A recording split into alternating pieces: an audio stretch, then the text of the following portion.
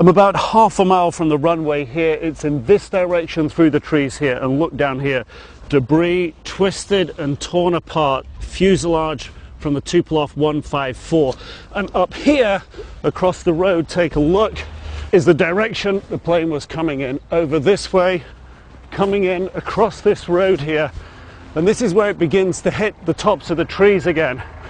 And if you look down this bank here, you begin to see all these bits of broken wood from the trees where the plane is beginning to hit as it's coming down.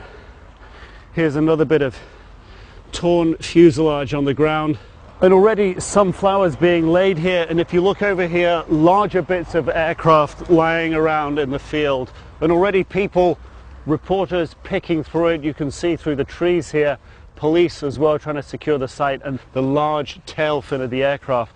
But again, just follow me up here and you can begin to see just the scale and the force with which the plane hit the trees.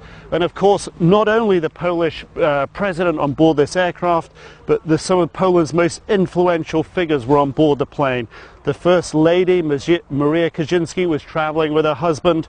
The head of the Polish Army Chief of Staff was on board, as was the head of the National Security Office. The Deputy Foreign Minister and the Deputy Parliament Speaker died in the crash as well, along with the President of Poland's First National Bank. Also on board were lawmakers, presidential aides, and several historians.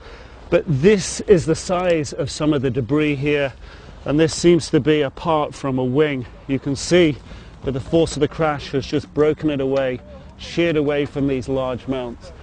And you can see as well the tree here, just large boughs of tree ripped apart. And looking up at the top, you can really see how the plane cut into them.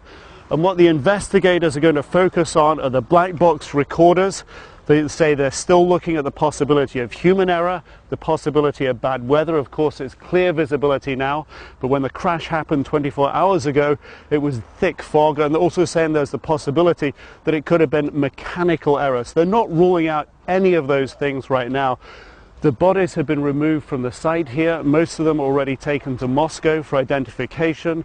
Prime Minister Vladimir Putin has said the priority is to find out what happened in the accident, but he is going to give full support and help to any of the Polish families who want to come here, who lost loved ones on this crash. Visas will be expedited, but this is essentially the field of investigation right now. And as I look across it, I can see one or two soldiers, and I've seen one or two policemen securing the site, although obviously pieces like this aren't secured.